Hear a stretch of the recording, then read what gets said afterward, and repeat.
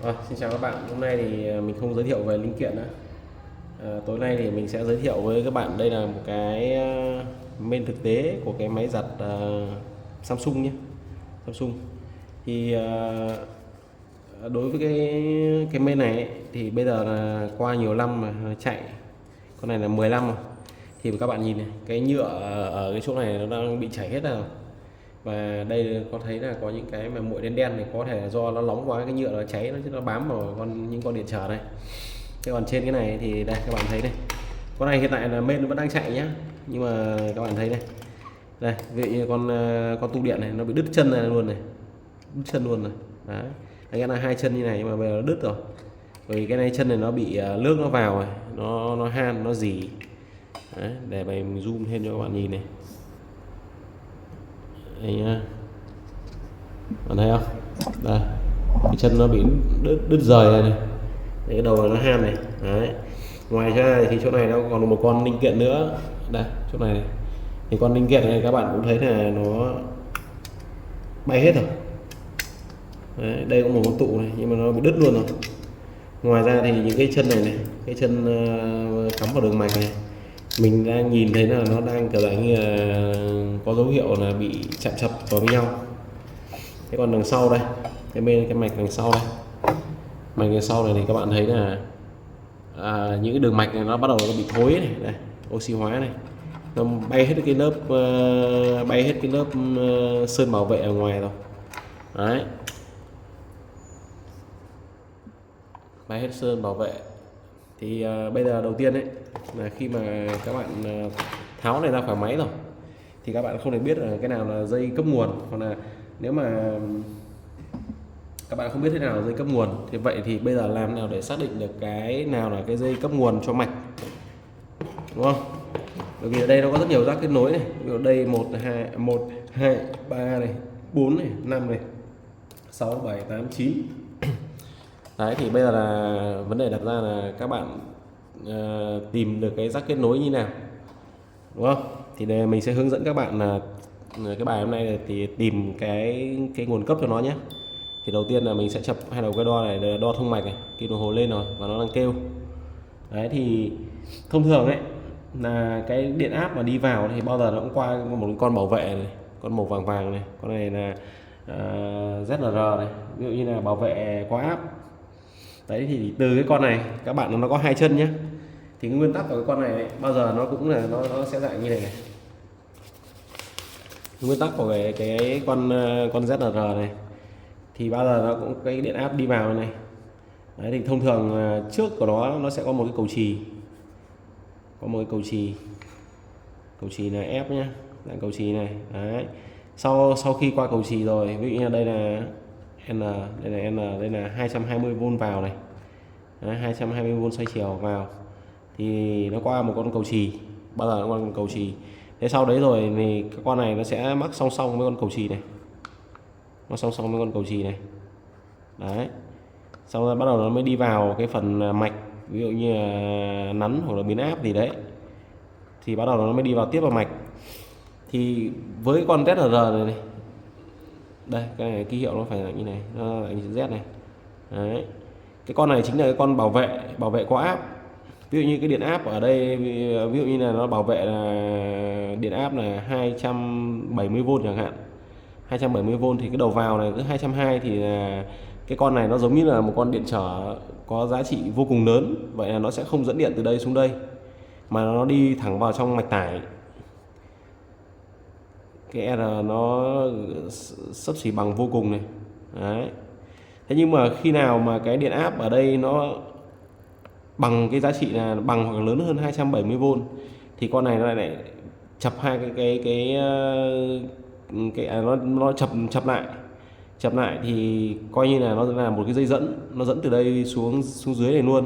Thì vậy là nếu như thế thì các bạn đã thấy là khi mà cái này nó thành một cái dây dẫn ấy, thì là cái điện áp cái chỗ này nó sẽ bị ngắn mạch, đúng không? Đây qua cầu chì này, qua cái dây dẫn này về lại bên này thì cái này nó bị ngắn mạch trong một cái thời gian đủ lớn, ví dụ như 1 giây hoặc là 2 giây chẳng hạn, thì cầu chì này sẽ đứt, và lúc đấy là cái đường điện áp này nó sẽ không đi được vào không đi được qua đây nữa và nó cũng không đi được vào tải. Chính vì vậy mà nó bảo vệ những cái thiết bị phía sau. Thì cái mục đích của con này nó là cái con bảo vệ quá áp nhé, bảo vệ quá áp. Đấy, thì từ cái này ấy, thì bây giờ là mình muốn mình biết là cái con này nó ở trên mạch rồi đúng không? Bây giờ các bạn muốn biết là đâu là cái điện áp cấp vào thì các bạn sẽ để một cái que đo ở chỗ này này, mình đo thông mạch nhé. Một que đo ở chỗ này, sau đấy mình đo với những cái rắc, tất cả những cái rắc còn lại, cái nào mà nó thông ấy thì nó kêu ấy thì đấy là nguồn cấp, đúng không? Đây là nguồn cấp. Thế thì sau đấy là mình xác định được một chân nguồn cấp rồi, ví dụ như là chân này rồi. Sau đấy là mình để tiếp một cái que đo nó ở phía dưới này của chân bên cạnh của cái con đấy, và mình lại đo với tất cả các rắc, cái nào mà nó thông mạch ấy thì là lúc đấy là mình xác định được là một cái chân còn lại của nguồn cấp. Rồi, thế bây giờ là vào thực tế nhé. Thực tế này, đầu tiên là mình để về cái thang đo thông mạch này, chập vào là kim lên và đồng hồ kêu. Sau đấy là mình sẽ để vào một chân của con ZNG này nhé, để vào một chân này. Bây giờ mình bắt đầu đo này, đây nó có rắc này không kêu này, có rắc không kêu này, rắc không kêu này, rắc không kêu này, không kêu. Đấy, vậy là còn những cái rắc nào nữa thì mình sẽ đi hết từng rắc một nhá. Đây, các bạn thấy không, rắc này kêu này, cái rắc còn con này.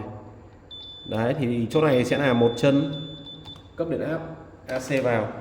Thì đây là mình đề luôn là xoay chiều đây. Đấy, là mình biết là một chân cấp vào. Thế sau đấy rồi khi mình đã xác định được một chân rồi nhé, đây nó kêu này và kim đồng hồ lên này, mình sẽ cho nó chuyển cái que đo này sang chân bên cạnh, đúng không? Chân bên cạnh mình lại đo tiếp này, thử đo với cái này nó không kêu này, các bạn thấy không? Cái cực vừa nó không kêu này, bởi vì cái điện trở này đã bằng vô cùng mà. Xong mình đo tiếp với những cái rắc này, rắc này một ở đây kêu này. Đấy, vậy cái này kêu rồi thì cái này chính là một cái AC thứ hai, tức là điện áp sẽ cấp được vào cực này và cực này, là cái này nó đủ điều kiện để chạy nhé. Thế ngoài ra mình khảo sát thử thêm xem là nó còn chập vào đâu nữa không nhé. Đây, vào đây là nó kêu này, đây không kêu. Vậy là cái rắc đầu vào ấy thì nó chỉ có cái phần này thôi. Chắc chắn là mình xác định là bởi vì là ở đây nó có một cái cầu diode này, đây nó có cái cuộn cảm để mà lọc nhiễu cao tần này, đây nó có hai cái dơ ne này. Đấy, xong bắt đầu nó mới đi qua con ZNG này, con ZNG này bảo vệ quá áp này, sau đó bắt đầu mới đi vào những cái khối tụ lọc nhiễu này, mới những cái khối nguồn này, mới bắt đầu đi vào cái thằng biến áp xung. Đấy, thì mình có thể biết được là cái điện áp nó sẽ lần lượt đi từ đây sang đây. Đấy, đi từ đây sang đây. Vậy mình xác định được chân này và chân này là chân nguồn vào này. Bây giờ mình đo thử hai cái với nhau. Đấy, điện trở là vô cùng. Vậy là cái đầu vào nó đã không bị chập. Đấy, thì đối với tất cả những cái mạch khác cũng thế. Nếu như mà các bạn nhìn thấy là có cái con ZR này thì bạn cứ để là một trong hai chân đấy, sau đấy này mình đo với tất cả những cái cực còn lại. Đấy, cái nào mà nó kêu thì mình xác định được rồi nhé.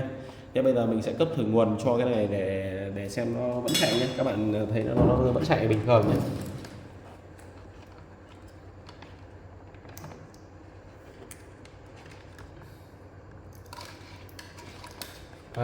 Bây giờ mình sẽ cấp điện này, một cực vào chân này, một cực vào chân này.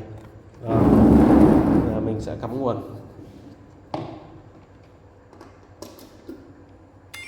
Đấy, cắm vào cái nó kêu ngay này. Bật thử này, lên luôn không? Đấy, thì để mà xác nhận đấy thì các bạn sẽ xác nhận như này, bởi vì cái này đã báo là 1E là bởi vì chưa có những cái kết nối vào mạch nên mà nó sẽ báo lỗi. Nhưng mà như này là nó sáng rồi này, và mình đã cấp nguồn được cho cái phần mạch rồi. Đấy, thì tiếp theo là bây giờ là mình sẽ kiếm một con tụ để mình thay cho cái con tụ nó bị đứt chân này. Con tụ này thì có thể nó chỉ là lọc nâng cái mức áp đầu vào thôi, nó không quan trọng. Còn nếu nó quan trọng thì đương nhiên nó sẽ không chạy được rồi, hoặc nó sẽ báo lỗi. Thế nhưng mà hiện tại bây giờ nó vẫn đang chạy, thì nhưng mà mình tiện mình làm thì mình sẽ vẫn thay. Đấy. Rồi bây giờ mình sẽ kiếm một con tụ để thay nhé. Bây giờ mình để thay con tụ đấy thì mình sẽ là phải dùng có một cái mỏ hàn này, mỏ hàn thiếc này, và nếu mà có hút thiếc thì bạn dùng hút thiếc, còn nếu không có hút thiếc thì mình sẽ dùng bằng cái dây, một cái sợi dây, cái này là cái dạng như là cái dây bọc nhiễu của cái USB nhé. Đấy thì đầu tiên là mình sẽ kiếm một con tụ đây, ví dụ như mình rút thử nhổ thử con tụ này ra nhé. Cái mạch này là cái mạch hỏng này, cái mạch hỏng bởi vì nó bị lỗ hết phần công suất rồi, bây giờ mình cái này mình bỏ không dùng nữa. Thế nhưng tuy nhiên là con tụ điện này các bạn, mình sẽ tận dụng con này. Đấy thì bây giờ là đây mình xác định là chân nó ở đây nhá, chân nó là hai chân này này. Bây giờ là mình sẽ mới đầu là mình sẽ nhúng một ít cái nhựa thông vào đây, cho một ít cái nhựa thông vào cái thằng dây này, sau đấy là mình sẽ để vào hai chân của con tụ. Đấy, cái mục đích là nhè ấy, để là cái thiếc nó sẽ bị hút lên, thiếc ở cái chân tụ này nó sẽ được hút lên trên cái phần theo cái dây này.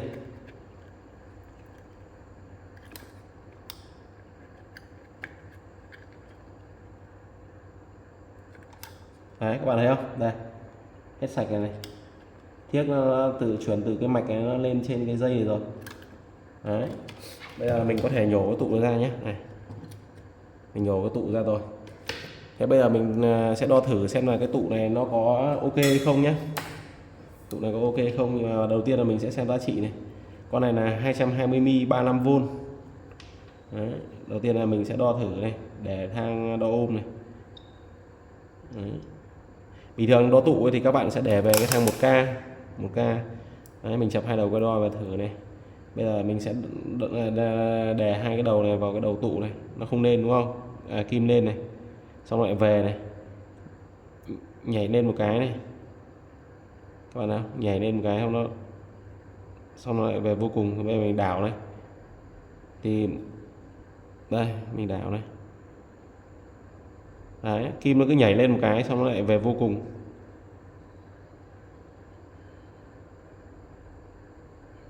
Đấy các bạn thấy không, bắt đầu nó cứ giảm dần này. Vậy là tụ như này là vẫn tốt nhé. Khi mà mình đo vào hai đầu tụ này thì cái kim nó lên, nó nhảy về không, xong nó nhảy lên phía không này, xong nó cứ giờ nó đưa về đây. Bởi vì lúc này là ở hai cái đầu hôm buổi trước mình đã giới thiệu với các bạn rồi, hai cái đầu này bản chất nó là có một cái điện áp, thì cái điện áp này nó sẽ được nạp vào tụ. Đấy, khi mình cho như này nó sẽ nạp vào tụ và cái giá trị nó cứ giảm dần. Đấy, nó cái lội trở trong cái tụ này nó sẽ giảm dần, bởi vì là cái điện áp nó cứ tăng dần lên mà. Đấy, đấy mình đào hai đầu quay đo này nó cũng tương tự. Đấy các bạn thấy không, nó cứ giảm dần. Vậy là con tụ này vẫn tốt này. Rồi con tụ này tốt rồi thì bây giờ mình sẽ tháo con tụ này ra, con tụ mà bị cháy này, đây nó chính là hai chân này, thì các bạn có thể nhổ luôn. Còn mình thì mình hay là dùng cái mỏ hàn này với cả cái hút thiếc này, mình hút hết cái thiếc ở trên bề mặt đi, tí mình hàn lại là cũng dễ, còn là cắm chân lại nó cũng dễ. Đấy. Các bạn sẽ phải xác nhận xem là nó là hai chân nào, nó là chân bên này và chân này. Đấy, thì bây giờ mình cho cái này vào, đặt vào mình hút.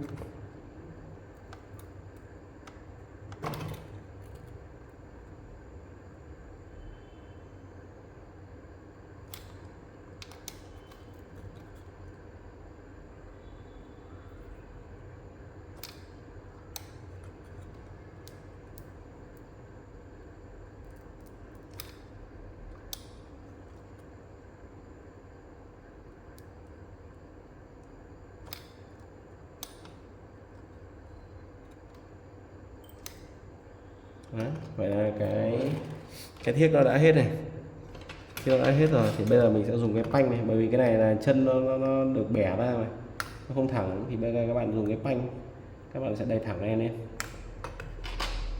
Cái này nó bị bẻ ra nên mà khi mà hút hết thiếc rồi thì bây giờ là mình sẽ cho cái này nó vẫn bám một ít vào cái mạch in. Đấy thì các bạn mới nhổ nó lên này, các bạn này thấy này, nó bị cụt đầu luôn, cụt bên chân này nó han xong bắt đầu là nó cụt luôn. Thế mà mạch cái này nó vẫn chạy ngon. Nói chung là không phải quảng cáo cho Samsung, nhưng mình thấy đồ Samsung cũng khá ổn đấy.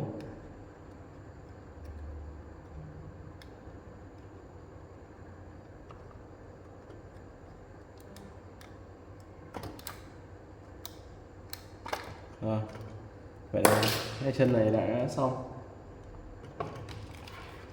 Bây giờ nếu mà các bạn muốn vệ sinh nữa ấy, cho nó tí nó dễ đút những linh kiện đấy, thì mình lại cho cái nhựa thông vào cái này, sau bắt đầu mình lại cho lên mạch, mình chà qua một lần nữa, để nếu mà còn ít cái thiếc mà nó dính ở trên cái này thì nó sẽ được cái này nó lấy hết đi. Đấy, như này là đã hết sạch cái thiếc ở trên cái mạch này. Bây giờ mình đút linh kiện vào nó cũng dễ. Thì con tụ này là con tụ chết nhé, mình bỏ này. Con tụ này thì có trị số là 50V 47 microfarad. Mình sẽ thay bằng một con tụ 220mm 35V. Cái tụ này thì cái giá trị nó lớn hơn, nhưng mà cái điện áp chịu đựng của nó chỉ là 35V thôi. Còn con này là cái giá trị của nó là 47mm, nó thấp hơn, thế nhưng mà điện áp chịu đựng nó là 50V. Thì thông thường cái nguồn ở trên này nó không dùng cái giá trị cao, nên là mình sẽ dùng cái con tụ này cũng vẫn ok nhé. Để mà hàn đúng cái này thì tụ này nó là tụ phân cực. Tụ này là tụ phân cực, tức là nó sẽ phải là dương âm rõ ràng. Thì các bạn trên cái này các bạn muốn xác định đâu là dương đâu là âm này, thì các bạn nhìn này, bao giờ cái tụ hóa ấy, là bên này nó cũng sẽ có một cái vạch, là vạch nó được sơn và nó đánh dấu trừ này. Đấy, thì cái cực này tương ứng với cực này sẽ là cực âm. Còn cái bên này này nó không có cái gì cả, nó không có cái gì cả thì nó sẽ là cực dương. Thế còn trên mạch này các bạn nhìn này, cái bên nửa bên này, cái nửa phía bên này này thì là nó có cái vạch này. Đấy, các bạn thấy không, nó vạch màu đen đen này. Còn nửa bên này không có, thì mình sẽ cắm cái nửa âm vào cái bên vạch này đây nhá, này cái âm này vào cái bên vạch để đúng như này, sau đấy là mình cắm nó vào. Còn các bạn mà cắm ngược này không được nhé, cắm ngược này có thể là nó sẽ nổ ấy.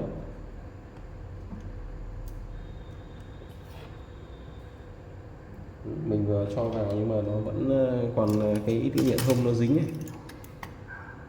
Đấy, bây giờ là mình sẽ phải dùng cái gì đấy mình đẩy qua cái nhựa thông đi. Và nếu mà các bạn có cái mũi khoan ấy, thì mình có thể dùng cái mũi khoan mình khoan qua một tí.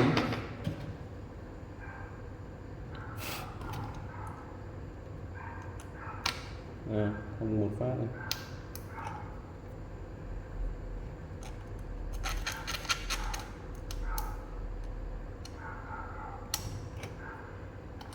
Đây, bây giờ mình cho cái này nó nóng, nó nhẹ nhẹ tí nữa nó chảy cái nhựa thông ra, tí đút cho nó dễ.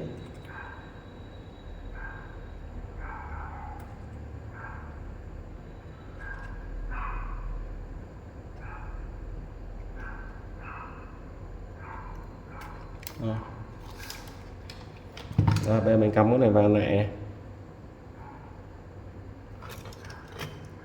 Xác định âm ở dưới, cái âm này ở dưới cắm vào.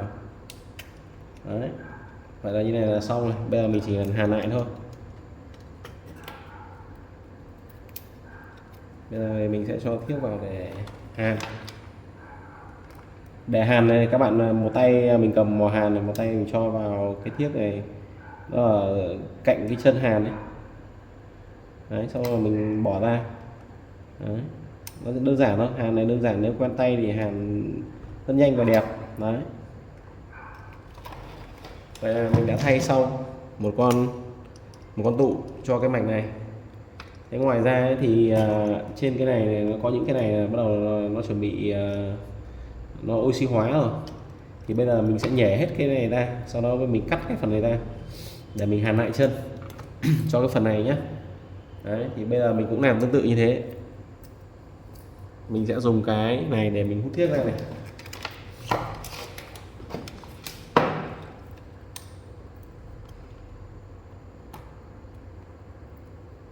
Bắt đầu là nhúng cái này vào nhựa thông này, nhúng nhựa thông cái nhựa thông vào trong cái phần sắt này. Sau đấy là mình sẽ để những cái này vào vị trí mà mình muốn hút, để cái thiếc ở trên mạch ấy nó sẽ ăn vào cái phần trên này.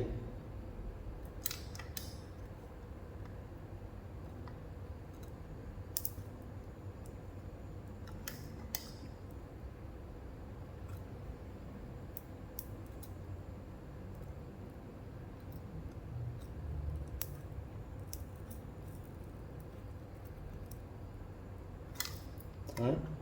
Vậy như này là mình đã hút ở đây, còn cái này là chưa hết này. Hút hết là tí nhỏ nó dễ.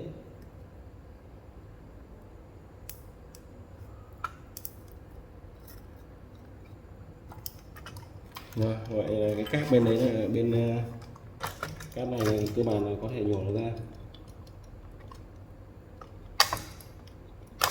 Đó, mình vừa nhổ ra này. Đây là cái đường cáp này, đây có một cái dây này nó chuẩn bị đứt này, những cái dây này cái hơi ẩm nó vào này, đây cái dây này bị gần như đứt hẳn này. Đấy.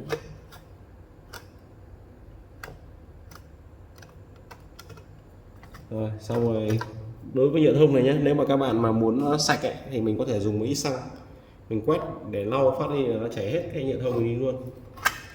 Rồi. Khi mà cái thiếc nó đã bám ở trên cái này này, các bạn muốn loại bỏ cái thiếc này đi thì mình nhúng đầy nhựa thông này cho nó chảy cái thiếc ra cho mọi hàn này. Xong mình để này một tí cho nó chảy cái thiếc ra. Thiếc ở trên này nó chảy ra rồi, thế bắt đầu các bạn vẩy mạnh ra ngoài thì cái thiếc ở trên này nó sẽ bị bay đi. Rồi bây giờ mình sẽ hút nốt những cái này nhé.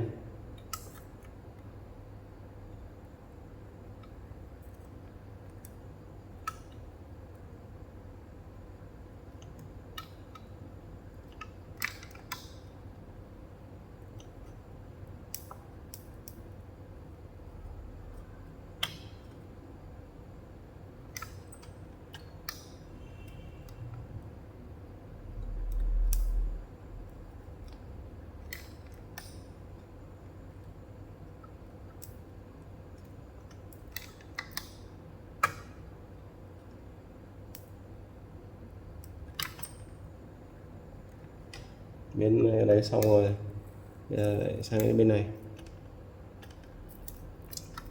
Cái này thì mình để sang bên này cho nó xa con IC ra. Có vấn đề gì thì làm đỡ bị cái không may cái thiếc nó chui vào con IC, vào chân IC.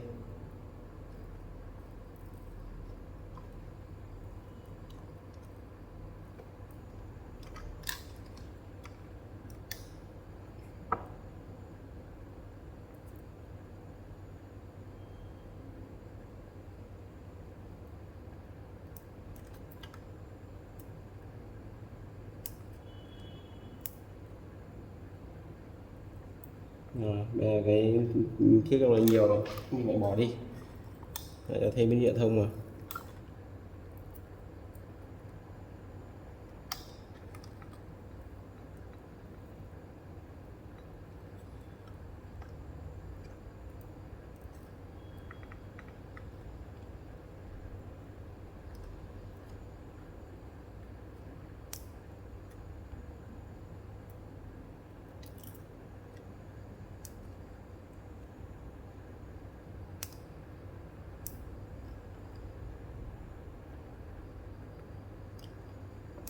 Rồi, các bạn là mình đã hút hết.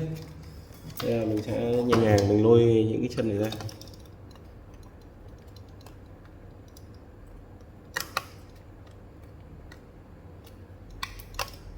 Bên này ra rồi, còn bên này. Còn mấy cái chân này có thể nó vẫn còn một ít cái thiếc thì bây giờ mình sẽ cho ít nhiệt vào.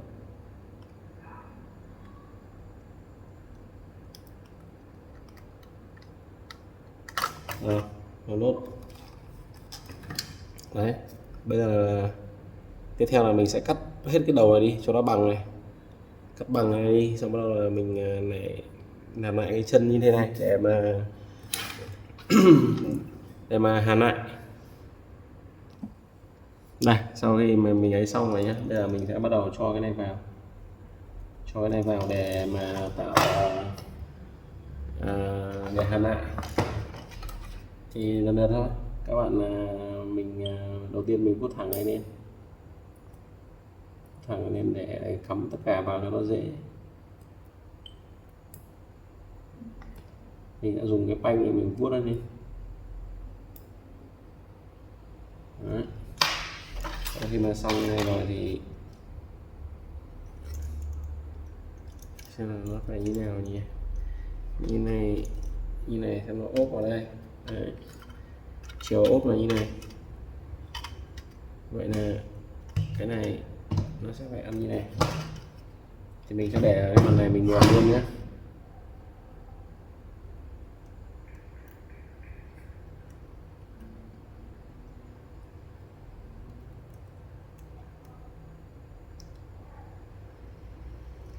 Cái này khả năng là sẽ phải vệ sinh qua một tí cái này, cạo đi, bởi vì là nó có những cái bẩn bẩn này mà các bạn không xử lý thì sau này nó lại từ cái này nó sẽ chập ra.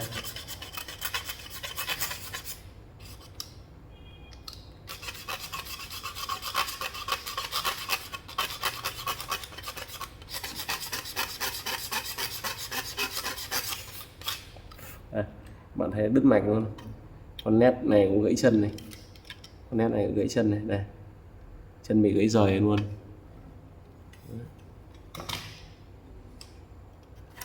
Rồi bây giờ mình xác nhận lại này, để lại cái này nó sẽ ngửa lên như này, cái này ốp vào đây, quay đúng như này. Vậy là cái này sẽ phải cho vào đây, cái này cho bên này. Bên này thì mình đã cắt bớt cái chân này đi một ít vì nó chưa thẳng.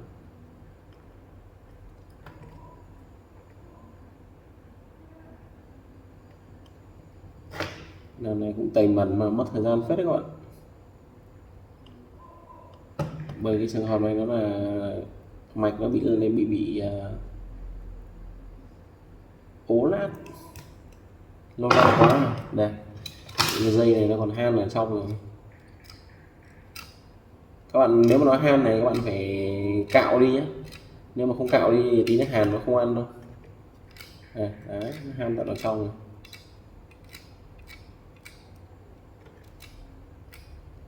Muốn mà muối hàn nó ăn được thì đương nhiên nó phải sạch, nó sẽ, nếu mà nó không sạch thì nó sẽ không ăn.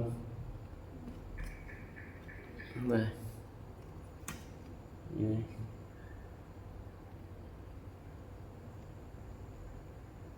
Đây là mình sẽ lựa cái này thì mình cho vào. Mình cho vào. Đây, sau khi mình cho vào rồi này, bắt đầu là mình sẽ để nguyên này mình hàn để giữ lại cái dây này. Đấy.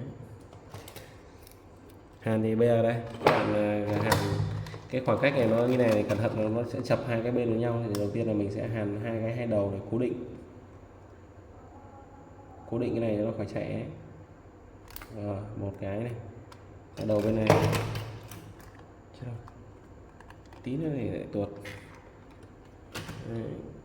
Cái này thì mình sẽ cho một ít cái thiếc vào đầu mỏ hàn này trước này, mình lấy một ít thiếc rồi nó dính ở đầu mỏ hàn này, sau đấy mình đẩy cái dây này lên này, chứ rồi tuột nó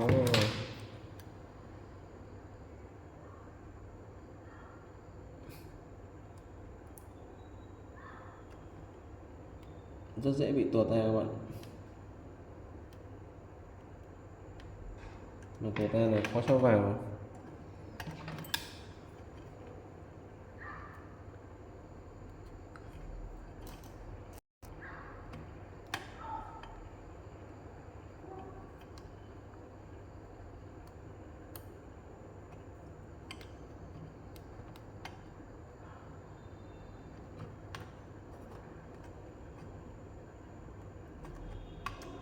Đấy, thì cái panh này nó hỗ trợ rất nhiều nhé.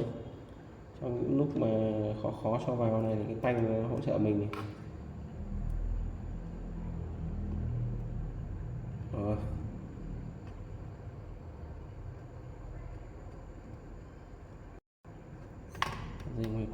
chưa được.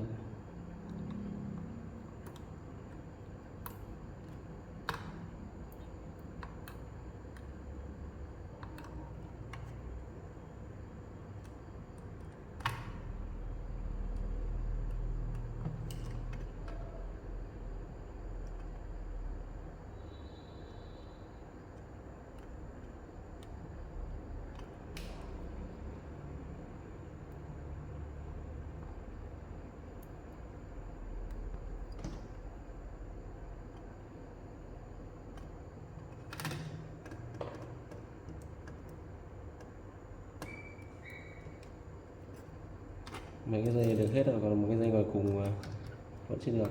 Bây giờ là mình sẽ hàn một cái ở giữa nữa đi để nó khỏi chạy mấy cái gì ở đầu. Đấy, thì bây giờ mình cho cái mà thiếc là vừa mới ấy ở kia, cho đây đặt đúng vào cái vị trí của cái chân mà muốn hàn. Rồi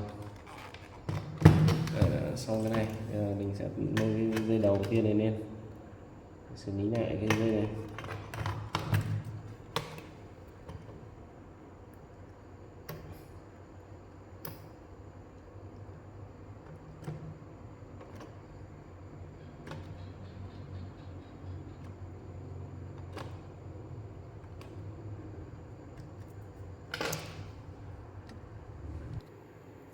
Đây, sau khi mình đã xỏ xong cái dây đấy thì bây giờ mình sẽ hàn tạm hai cái đầu này nhé, để nó giữ cả cái bó dây này. Đấy, bên này mình hàn từ bên này sang này.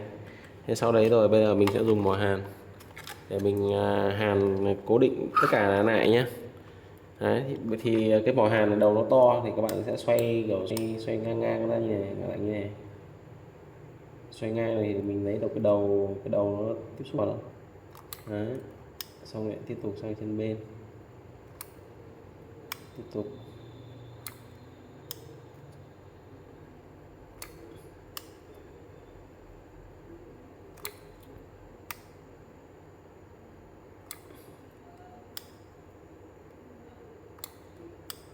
này, chân này hàn rồi cho lại một ít này,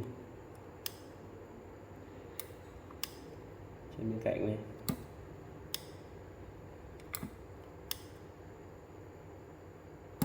Đấy, trường hợp mà ví dụ như hai cái này dính với nhau mình cứ kệ nó nhé, tí nữa mình sẽ xử lý cái đấy sau. Mình lại hàn tiếp sang cái bên.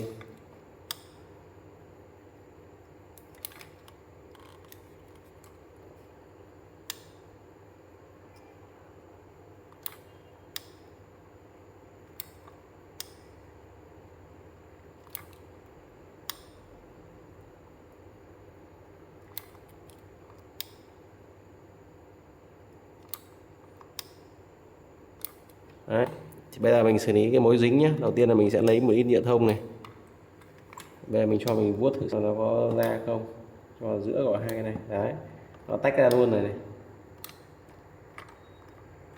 cái dây bên này nó sang bên này này. Đây, mình lấy nhựa thông mình vuốt vào là ok. Đấy, bây giờ mình vuốt thẳng lại này.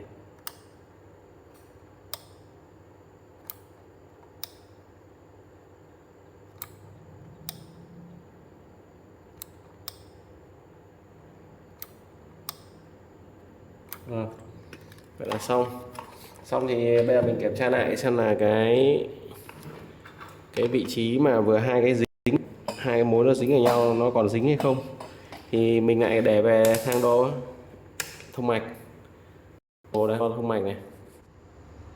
Đấy, xong bắt đầu là mình đã chập hai cái chân cạnh nhau đấy vào với nhau, xem đây là đang kêu nhé. Này, bây mình bỏ ra này, chập cái dây này bên dây bên cạnh không nên này, chập hai cái vào cùng một bên này kêu này, sang không kêu này, không kêu này. Mình đo này mình có thể biết được chập cái nào với nhau. Không kêu này, không kêu này, kêu này, không kêu này, không kêu này, không kêu này, không kêu này. Cái này là cái này có dây hay không đây? Cái này có dây. Bây giờ đo thử hai cái này với nhau, nó không kêu nhé. Rồi bây giờ mình đo tiếp cái này, hai cái nhau. Hai cái này đang dính vào nhau à? Không phải dính, nhưng nó kêu có thể là do trên mạch.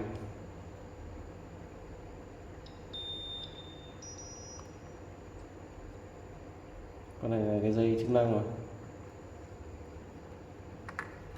Mình đổi từ bên này không kêu này.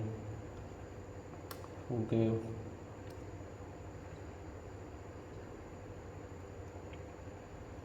Rồi, để cấp điện thử lại. Cấp điện thử lại xem là có ok không nhá. Tí nữa kiếm một con nét để mình thay cái nét nó bị gãy.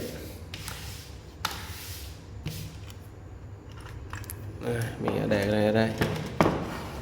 Đấy, thì lúc trước là mình biết là điện nó cấp vào một chấu trắng ở đây, thì một cái mình kẹp vào trắng này, còn một cái xanh thì nó sang cái bên cạnh này, mình lại kẹp vào đây. Đấy, bây giờ mình đã cắm điện để thử ok không. Sau khi mình hàn lại cái này nhé. Rồi, kêu rồi, bật. Đấy.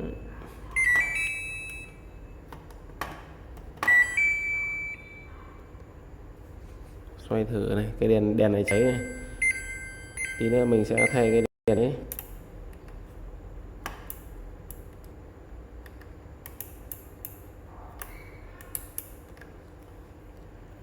Tắt đi.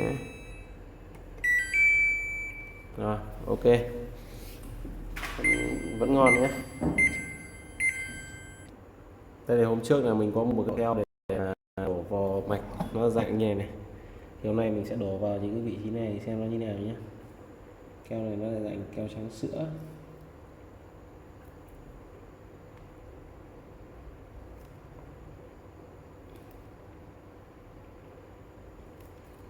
Nó khó ra đấy nhỉ.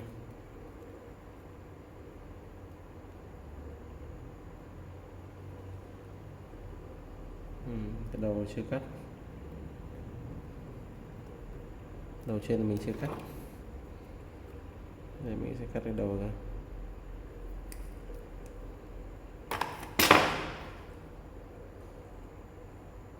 Đầu trực tiếp lên mạch. Vào chỗ hôm trước nó bị sùi nó cháy.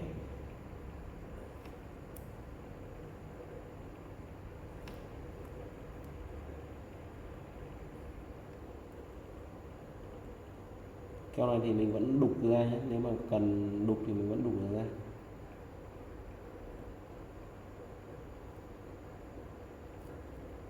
Cho ít bên này.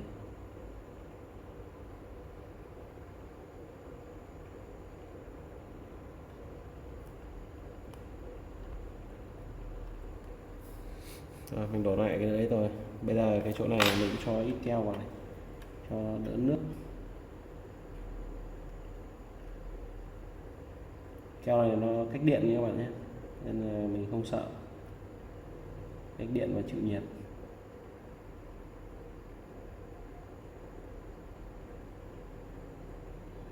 Cho như này hơi ẩm nó sẽ không chui được qua những cái khe đấy nó vào.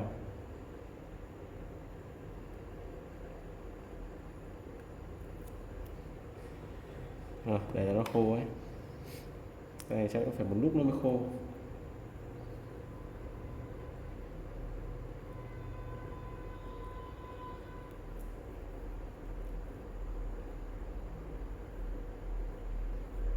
Cái mà còn ở trong này mình phải để nguyên này. Nó đóng rắn, nó chỉ đóng đầu nào mình cắt đi là xong. Đấy, mình vừa mới thay nét này. Cái con nét bình thường nó là nét đỏ, nhưng mà không có nét đỏ thôi, thay con nét xanh. Rồi, ok, bây giờ là cơ bản là đã xong. Thế còn cái đường mạch này nó hơi thối, thì mình cũng đang định sẽ câu một cái dây từ lấy lại cái đường mạch cho nó. Tí mình sẽ câu một cái dây để chạy lại cái đường mạch cho thối này tí này. Để mình kiếm một cái dây. Thôi, buổi hôm nay chỉ kết thúc ở đây thôi. Thế thì mình hướng dẫn qua về cái cách thực hành hàn như nào, và khi mà các bạn muốn gỡ cái linh kiện ra thì gỡ như nào thôi, hoặc là cái xác định cái nguồn điện áp đầu vào đối với bất cứ một cái thiết bị gì đấy thì mình xác định như nào, cái cách xác định ấy, bởi vì cái đấy nó cũng rất là quan trọng. Mình muốn sửa được thì đương nhiên là mình phải biết là điện áp nó vào đâu nó ra đâu, chứ còn nếu mà mình mà không biết nó vào đâu ra đâu mà mình sửa mò ấy, thì rất là khó đấy. Rồi, chúc các bạn ngủ ngon, xin chào và hẹn gặp lại.